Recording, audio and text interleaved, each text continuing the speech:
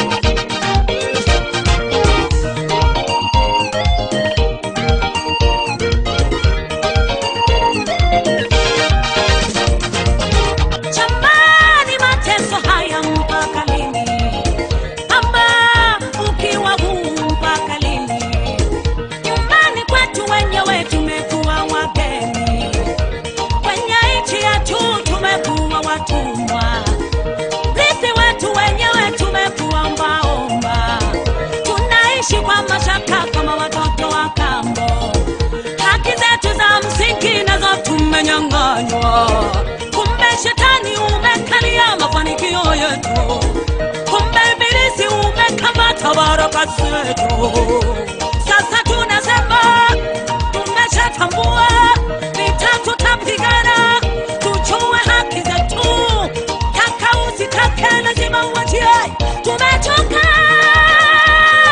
Achia, achia, achia baraka zetu, achia kwa jina la Yesu. Achia, achia watoto wetu, achia kwa jina la Yesu. Achia, achia ndoa zetu, achia kwa jina la Yesu. Achia maana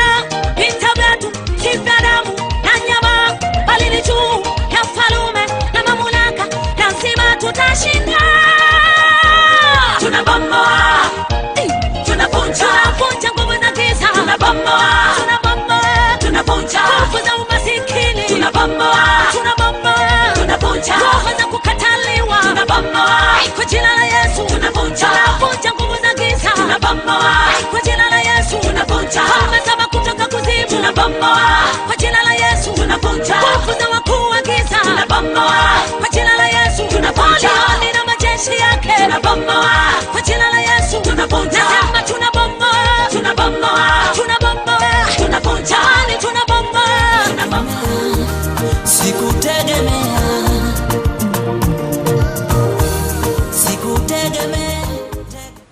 Bwana Yesu asifiwe. Kwa majina naitwa Apostle Yandi, nimeokoka. Yesu Kristo ni Bwana. Mimi ni mchungaji katika kanisa la Christ Servants Ministries lililoko Embakasi, Nairobi. Na hivyo basi siku ya leo, siku ya Jumapili, nimewaletea neno, na neno letu linatoka katika kitabu cha Revelation chapter number 12. Na kichwa cha neno letu siku ya leo kinasema simama imara, upigane vita vya kiroho upate kuendelea. Na hivi nikukwambia kwamba usiposimama imara na kupigana vita vya kiroho hauwezi ukaendelea. Kwa hivyo basi kinachokupasa kufanya ni kusimama na Yesu Kristo imara, ili upigane vita vya kiroho, ufunguliwe njia kuendelea. Na hivyo basi nikisema kwamba kuna sehemu wana wa Israeli walipotoka kule nchi kwa Farao, walipoachiliwa kwa mkono wa Mungu na Musa, waliweza kwenda mpaka kando ya bahari ya Shamu.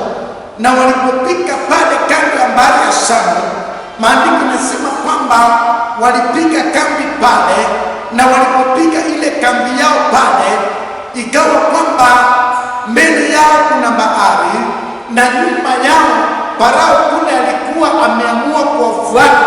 Kwa hivyo basi wakawa katika hali tata ya kwamba hawawezi kuendelea. Na hivyo basi walipokuwa katika hali hiyo ya kutoweza kuendelea, walihitaji kitu kimoja, walihitaji kuliitia jina la Bwana majeshi. Hapo ndipo sisi kama taifa na kama watakatifu tumepika katika hali ambapo hatuendelei. Na sababu hasa ya kusema kwamba hatuendelei ni mambo yafuatayo: ya kwamba ibada kanisani haziendelei, ya kwamba shule haziendelei, ya kwamba kutembea hata mashambani hakuendelei, na ya kwamba kukusanyika makanisani hakuendelei, harusi hazifanyiki, kusiku pamoja hakufanyiki. Na hivyo basi hata meza ya Bwana haiendelei. Kwa hivyo basi vitu vimesimama, sisi tumesimama, hatusongi mbele. Je, Mungu anasema nini wakati kama huu? Huu ndio wakati Mungu ananena na walio wake, hivyo basi wakamwite. Ningependa niseme kwamba kuna wakati ulimtokea Yeremia pia, akashikwa na akawekwa katika uwanja wa walinzi kwa sababu ya kutabiri kinyume cha taifa la Israeli na mfalme wake Zedekia. Na hivyo basi akiwa katika uwanja wa walinzi, kuna neno ilimkujia kutoka kwa Mungu, ikamwambia kwamba ukaniite nami nitakuitika, nitakuonyesha mambo makubwa na magumu usiyoyajua. Mpendwa msikilizaji, nimekuja kwako siku ya leo nikwambie kwamba haijalishi jinsi ambavyo mambo yako mengi yamekwama, kuna kitu unaweza ukapata, unaweza kuliitia jina la Bwana majeshi. Ningependa pia tuweze kushiriki neno hili ili ya kwamba ukajue ile hali ambayo tuko nayo. Maandiko yanasema maneno haya: na ishara kuu ikaonekana mbinguni. Hicho ni kitabu cha Revelation. Na ishara kuu ikaonekana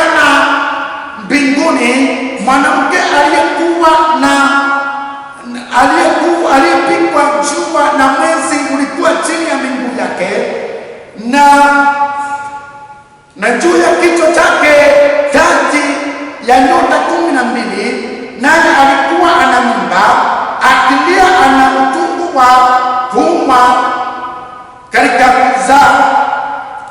Ikaonekana ishara nyingine mbinguni, na tazama, njoka mkubwa jekundu alikuwa na vichwa 7 na pembe 10, na juu ya vichwa vyake vilemba 7.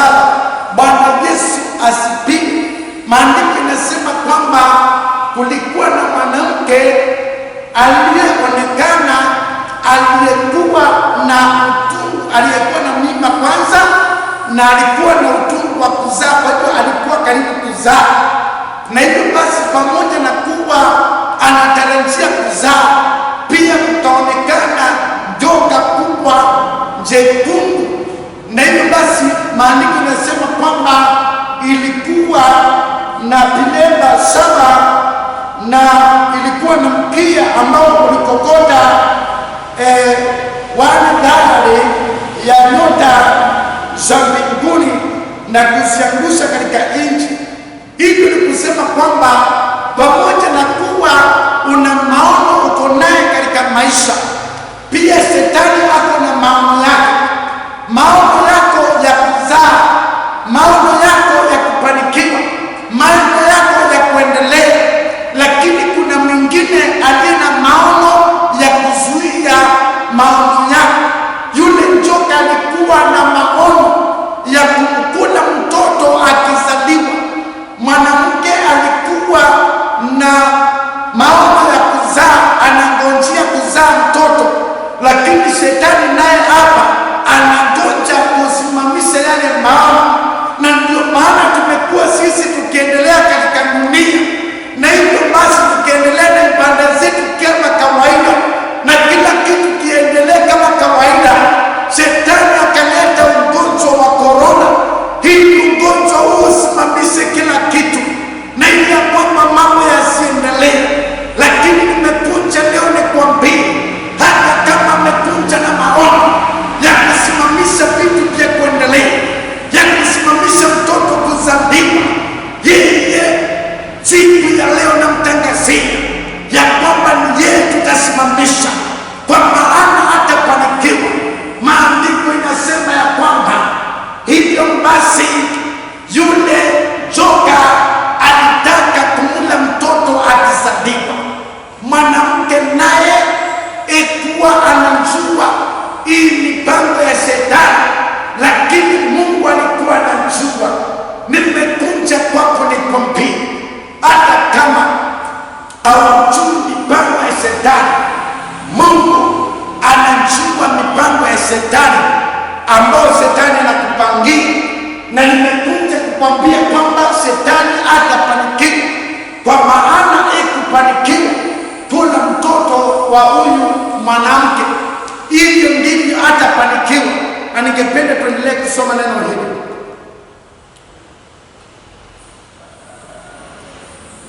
Na pia wake wakokota theluthi ya nyota za mbinguni na kuziangusha chini, na yule njoka akasimama mbele ya yule mwanamke aliye tayari kuzaa, ili anzaapo amule mtoto wake. Naye akazaa mtoto mwanamume, yeye akanyakuliwa, yeye atakayewachunga mataifa yote kwa fimbo ya chuma, na mtoto wake akanyakuliwa hata kwa Mungu na kwa kiti cha enzi. Yule mwanamke akakimbilia nyikani, ambapo ana mahali palipotengezwa na Mungu, ili wamlishe huko muda wa siku 1260. Bwana Yesu apewe sifa. Kwa hivyo ningependa nikwambie kwamba yule alikuwa anasubiri mtoto, lakini mtoto alipozaliwa akanyakuliwa kwa Mungu. Kwa hivyo basi Shetani hapo akatosha kufanikiwa, na natangaza kwako Shetani hatafanikiwa kwa mipango yake. Bwana Yesu apewe sifa. Jambo la pili, maandiko yanasema kwamba naye mwanamke akapelekwa mahali ambapo Mungu alikuwa amemtengenezea, mahali ambapo anatakikana akae siku 1000. Nitasoma siku 1260, yani 1260 days, mahali ataenda kukaa kwa muda wa siku 1260. Na hivyo basi Shetani akakosa yote, akakosa yule mwanamke na akakosa hata mtoto wake. Hivyo ndivyo nimekuja kukwambia, Shetani atakosa wewe na Shetani atakosa miujiza yako, atakosa huduma yako, Shetani atakosa mambo yako yote. Hakuna kitu ataharibu hata akileta korona. Bwana Yesu apewe sifa. Hivyo ndivyo ilivyotendeka. Maandiko yanaendelea kusema maneno haya: kulikuwa na pita mbinguni, Mikaeli na malaika zake wakapigana na yule nyoka wa zamani. Yule nyoka naye akapigana nao pamoja na malaika zake, nao hawakushinda wala mahali pao hapakuonekana tena mbinguni. Na yule nyoka akatupa yule mkubwa nyoka wa zamani aitwaye Ibilisi na Shetani audanganya ulimwengu wote, akatupa hata chini, na malaika zake wakatupa pamoja naye. Bwana Yesu apewe sifa. Biblia inasema kwamba yule Ibilisi, Shetani, yeye akaenda kupigana na malaika Mikaeli kule mbinguni. Na hivi basi alipoenda kupigana, maandiko yanasema kwamba kushinda. Na nimekuja kukwambia kwamba Shetani hatashinda, na baada ya kwamba hakushinda, maandiko yanasema kwamba alipigwa pamoja na malaika zake na wakatupwa chini. Na walipotupwa chini, wakawa hawana makao tena mbinguni. Na baada ya kukosa makao mbinguni, baada ya kutupwa chini, wakawa wana uwezo tena. Maandiko matakatifu yanaendelea kutueleza maneno haya: nikasikia sauti kuu mbinguni ikisema, sasa imekuwa wokovu na nguvu na ufalme wa Mungu wetu na mamlaka ya Kristo wake, kwa maana ametupa chini mstaki wa ndugu zetu, yeye awastakie mbele za Mungu wetu mchana na usiku. Kwa hiyo basi maandiko yanasema kwamba sauti ikatoka mbinguni kusema kwamba sasa kumepatikana wokovu na kumepatikana amani kule mbinguni, kwa sababu yule aliyesumbua kule amekwisha kuondolewa. Na hivi ndivyo natangaza kwako ya kwamba kile ambacho kinakusumbua kinatupwa chini, kile kinakusumbua kinaondolewa kwa maisha yako, kama vile Shetani aliondolewa mbinguni. Hata hii korona itaondolewa katika nchi ya Kenya, haitakuwa na uwezo hata kwa watakatifu na kwa watu wote kwa subuhi, haitakuwa na uwezo. Bwana Yesu apewe sifa. Maandiko yanaendelea kusema maneno haya, mstari wa 11: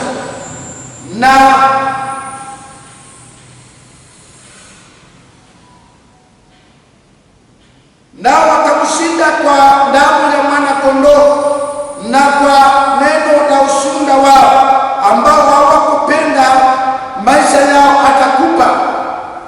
Kwa hiyo shangilieni, enyi mbingu, nanyi mkao humo, ole wa nchi na bahari, kwa maana yule Ibilisi ameshuka kwenu mwenye ghadhabu nyingi, akijua kuwa wakati wake mchache tu.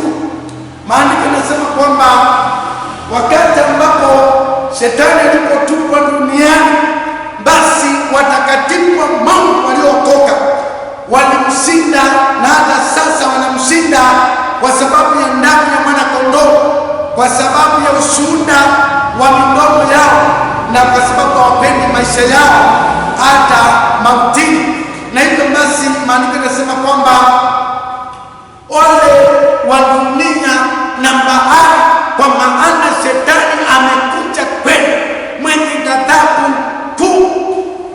Kwa hivyo basi nikwambie kwamba sababu shetani amekuja hapa duniani na yuko hapa duniani akisumbua watakatifu, basi ni lazima usimame imara, upigane vita vya kiroho na kisha kupewa silaha fulani. Ukaambiwa damu ya Yesu ni silaha, ukaambiwa ushuhuda wa Yesu ni silaha, na ukaambiwa jambo la tatu, usijipende. Na hivyo basi unapopata hivyo utakuwa umemshinda shetani. Ningependa nisome mstari mwingine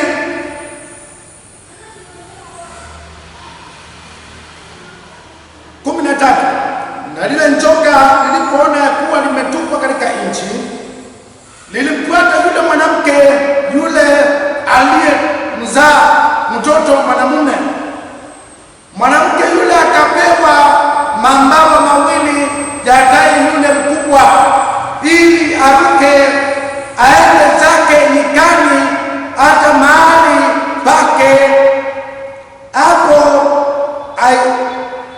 alishapo kwa wakati na nyakati na nusu ya wakati, mbali na nyoka huyo. Nyoka akatoa katika kinywa chake nyuma ya huyo mwanamke maji kama mto, amfanye achukuliwe na mto ule. Inji kamsaidia mwanamke, inji kapumua kinywa chake, ikaumeza ule mto aliotoa yule njoka katika kinywa chake. Mstari wa 17, njoka akamkasirikia yule mwanamke, akaenda zake afanye vita juu ya wazao wake waliosalia washikao amri za Mungu na kuwa na ushuhuda wa Yesu, na akasimama juu ya mchanga wa bahari. Bwana Yesu apewe sifa. Ili nikwambie kwamba wakati ambapo yule mwanamke alipewa mabawa ya tai, aliruka aende mahali ambapo atakapotunzwa. Lakini pamoja na hayo, maandiko yanasema kwamba yule nyoka kwanza alitoa mto wa maji kwa kinywa chake, yani akatoa maji mengi kwa kinywa chake ili asababishe yule mwanamke ambebwe na maji, lakini yule mwanamke akapewa mabawa na akaenda zake. Basi maandiko yanasema kwamba shetani naye ama yule njoka akakasirika na akapanga kufuata mzao wa mwanamke ili auangamize. Na hivyo basi pamoja na kuwa unatafutwa, unastahili kusimama imara ili ya kwamba upate kushinda shetani. Basi ningependa tuangalie katika kitabu cha Waefeso mlango wa 6 na mstari kuanzia wa 10, tuone tunastahili kupaa silaha gani ili tuweze kushinda hii shetani, kwa maana hatutakubali shetani tushinde. Na Mkristo nakwambia, popote pale ulipo, usipumzike, ingia vitani sawasawa, kabiliana na huyu njoka. Alishindwa na hata sasa ameshindwa, ako chini ya nyayo zetu. Na hivyo basi maandiko yanasema maneno haya, Ephesians chapter number 6 verses 10, hatimaye mzidi kuwa undani katika Bwana na katika uwezo wa nguvu zake, vaeni silaha zote za Mungu mpate kuweza kuzipigana na ila za shetani.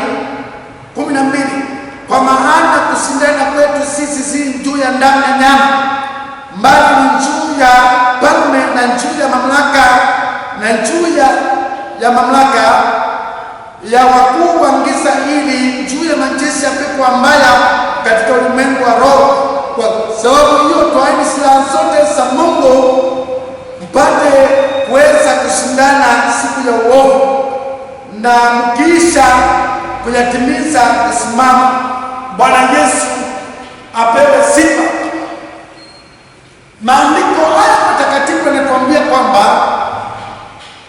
tupae silaha zote za Mungu tupate kupigana na ila za Shetani, kwa maana vita vyetu sio dhidi ya damu na nyama.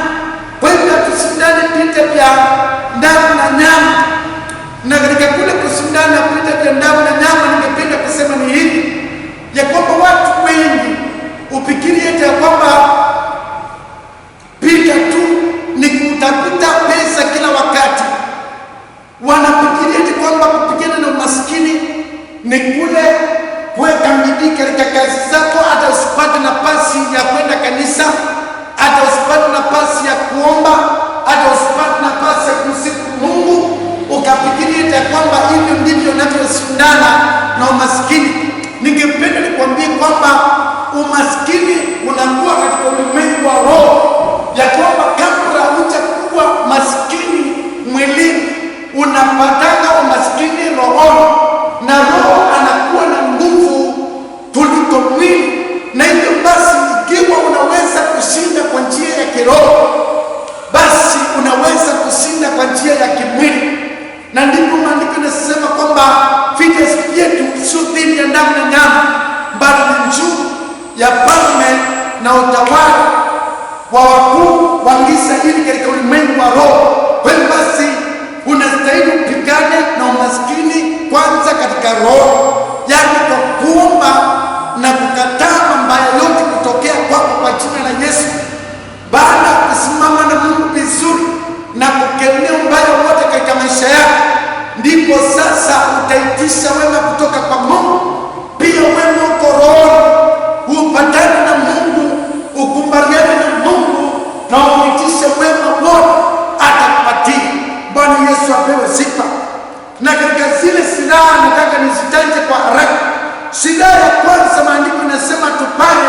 Silaha ya kwanza ni kweli, ukweli. Maandiko yanasema kwamba tufungiwe mshipi wa ukweli katika viuno vyetu.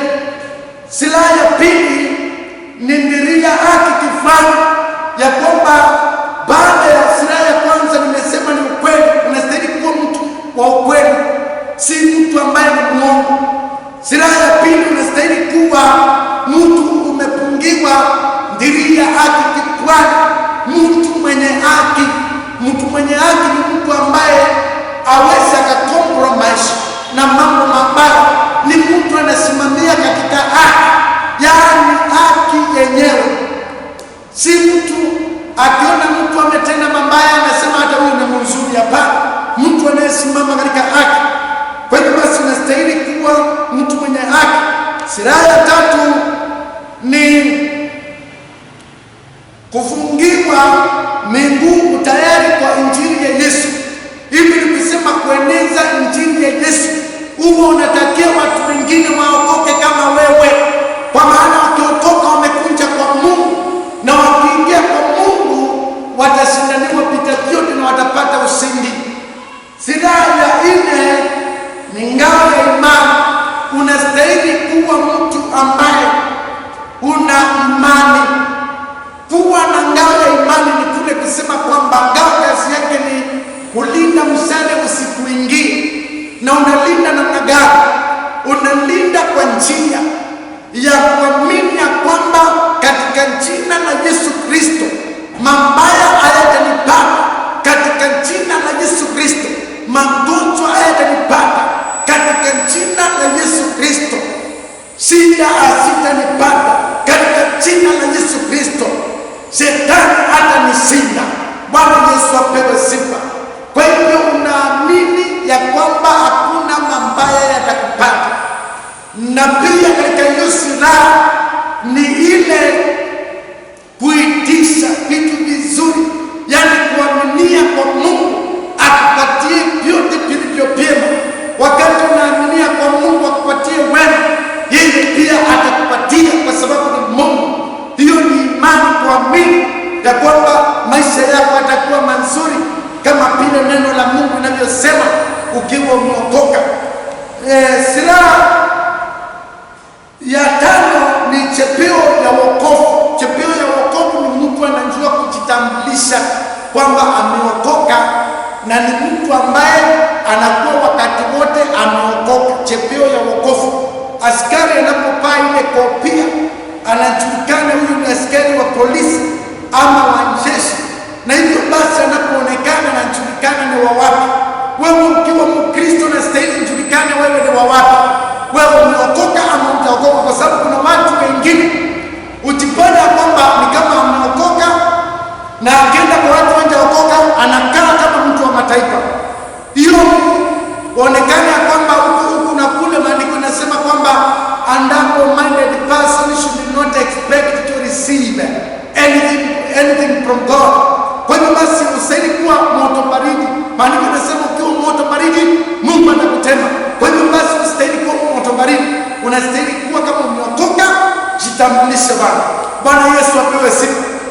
Tukimaliza hivyo, kuna silaha ya sita, upanga wa Roho. Ndio silaha ya sita, upanga wa Roho ni neno la Mungu. Bwana Yesu apewe sifa. Ni mtu anapenda neno la Mungu, ni mtu anaamini neno la Mungu kwa nguvu zake, ni mtu ambaye ni msomi neno la Mungu, mwaminio wa neno la Mungu, na mtu ambaye anatenda kulingana na neno la Mungu. Hiyo ndio silaha ya Roho. Bwana Yesu apewe sifa. Ni kwa maana ni kwa neno hilo la Mungu utaamuru pepo atoke, na pepo atatoka kupitia kwa hilo neno la Mungu, kwa maana nimesema neno la Mungu limesema umeokoka. Neno la Mungu linasema utaenda mbinguni. Neno la Mungu linasema wewe ni mtoto wa Mungu. Neno la Mungu limesema ukikemea mapepo yataondoka. Neno la Mungu linasema if you be willing and obedient you shall eat the good of the land. Kwa hiyo basi neno la Mungu ni silaha ya Mungu, na hivyo basi itakusababisha kufanikiwa. Jambo la mwisho ni kukesha, kusali na kuomba. Unastahili kuwa mtu wa kukesha, kusali na kuomba. Si kwamba useme kwamba hakuna haja ya maombi. Hapana, omba kila wakati. Hivi ningependa kukamilisha kwa kusema ya kwamba kwa maana umeangalia maneno haya yote na umeyanchukua, unjue tuko pitani. Nimekusomea pale ya mwanzo, nikakuonyesha vile ambapo shetani ana nafasi ya kututafuta sisi, na nikakusomea jinsi ambavyo tunaweza kujikinga tukiwa ndani ya Yesu Kristo.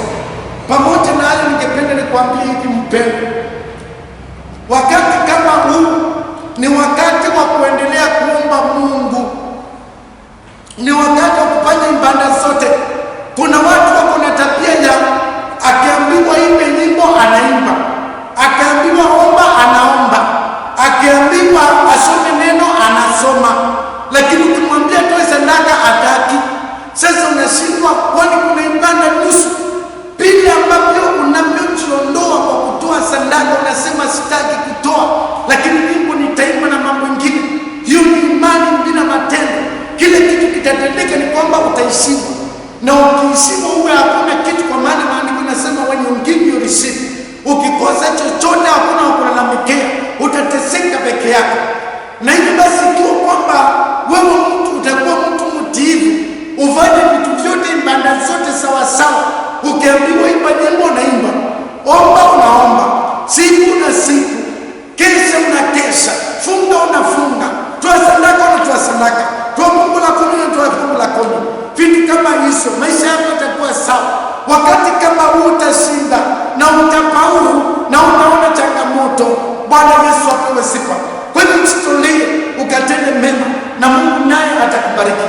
Nikipenda niombe na wewe wakati kama wa sasa.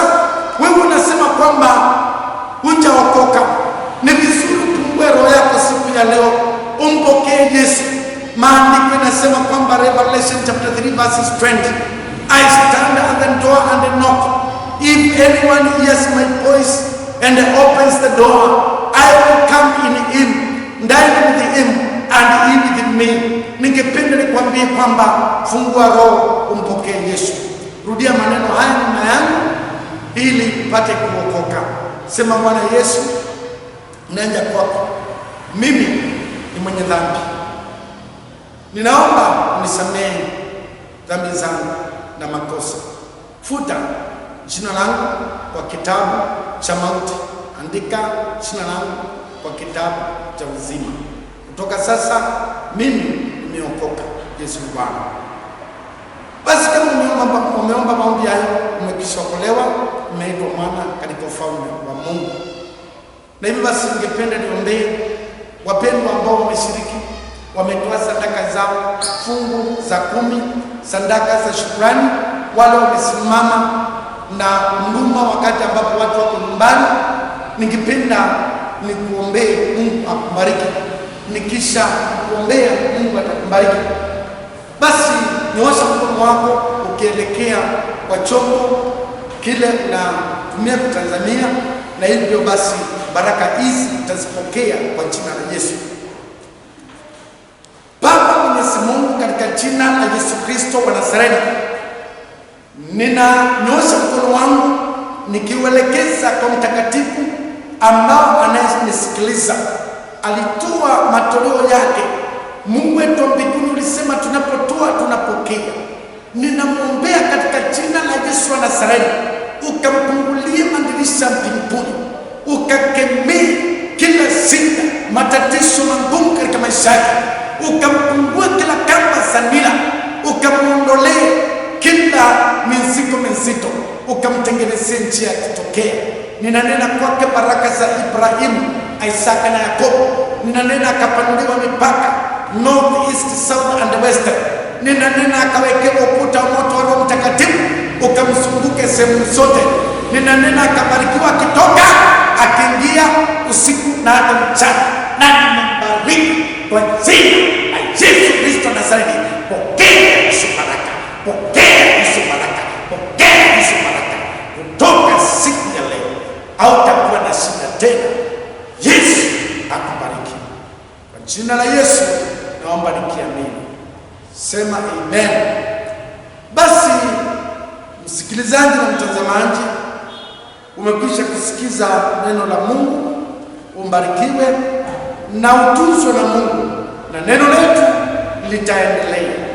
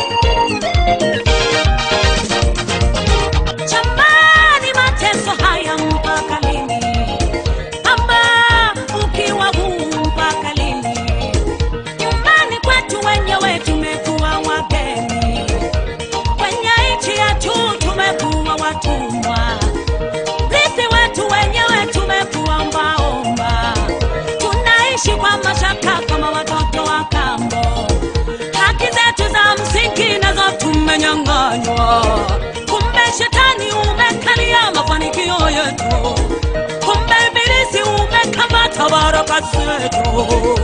Sasa tunasema tumeshatambua, vita tutapigana, tujue haki zetu. Taka usitake lazima uachie, tumechoka. Achia, achia, achia baraka zetu, achia kwa jina la Yesu. Achia, achia watoto wetu, achia kwa jina la Yesu. Achia, achia ndoa zetu, achia kwa jina la Yesu. Achia, maana sema achia, achia, tunasema achia, achia, kuna maswali achia, achia, tutaki hoja achia, achia kwa jina la Yesu. Achia, achia kwa jina la Yesu. Achia, achia mabinti zetu, achia, achia watoto wetu, achia, achia nyumba zetu, achia, achia urithi wetu, achia fedha na hamu, achia, achia, anasema achia, achia, yelele, achia, yelele, achia.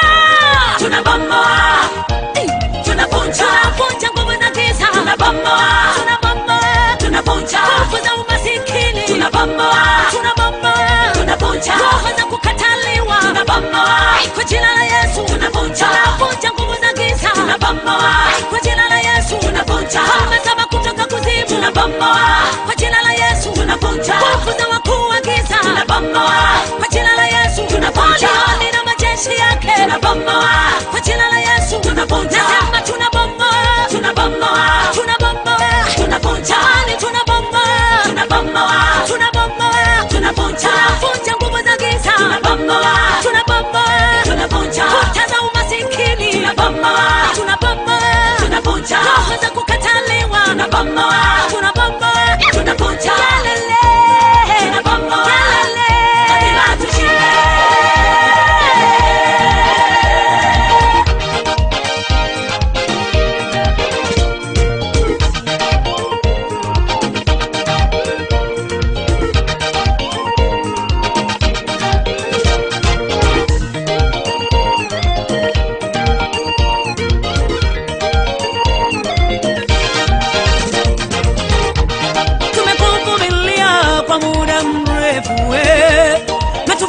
Adui sisi na baba yetu tumekuwa wajinga sijue haki zetu saa imefika lazima utoke kwetu sasa tumejua Mungu ni baba yetu, fedha na dhahabu yote ni mali yetu, dunia na vilivyomo ni mali ya baba yetu, penda usipende lazima uachie, tumechoka.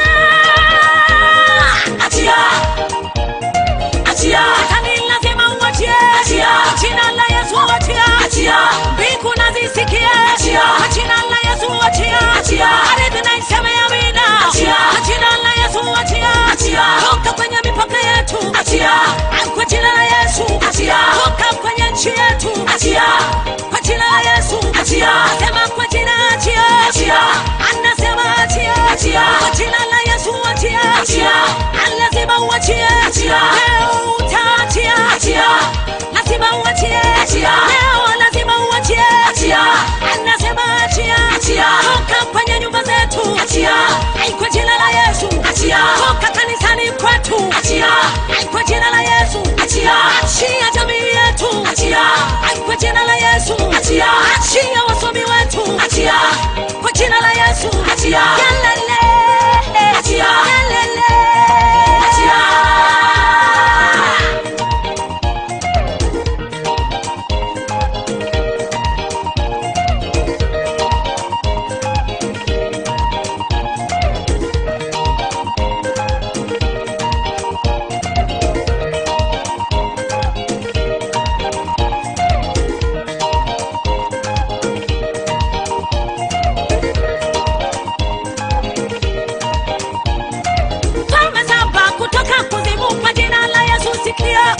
Napoleoni na majeshi yake kwa jina la Yesu kimya, tunakamata, tunabomoa, tunaharibu, tunavunja, tunateka mateka, tunanyang'anya, tunatawala, lazima tunashinda. Tunabomoa, tunavunja nguvu za giza, tunabomoa kwa jina la Yesu, tunavunja nguvu za wakuu wa giza, tunabomoa, tunavunja kuta za wachawi, tunabomoa kwa jina la Yesu, tunavunja roho za kukataliwa, tunabomoa kwa jina la Yesu, tunavunja kuta za umasikini, tunabomoa, tunavunja, tunavunja kutoka kuzimu, tunabomoa kwa jina la Yesu, tunavunja falme za Uajemi, tunabomoa, tunavunja kelele, tunabomoa, lazima tushinde.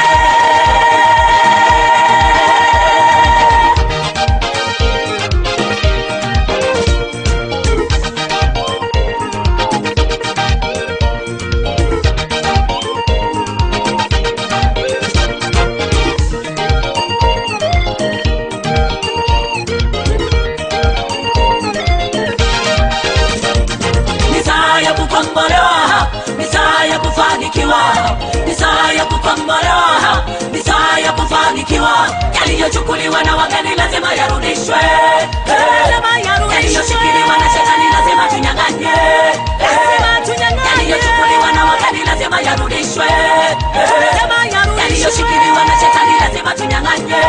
Lazima tunasema achia, achia, achia watoto wetu, achia, achia urithi wetu, achia, toka kwenye ndoa zetu, achia, achia waume zetu, achia, achia urithi wetu, achia, urithi wa watoto wetu, achia, fedha dhahabu, achia, achia, mali zetu, achia, achia, achia wasomi wetu, achia, toka kwenye mipaka yetu, achia, toka kwenye nchi yetu, achia, jina la Yesu, achia, achia.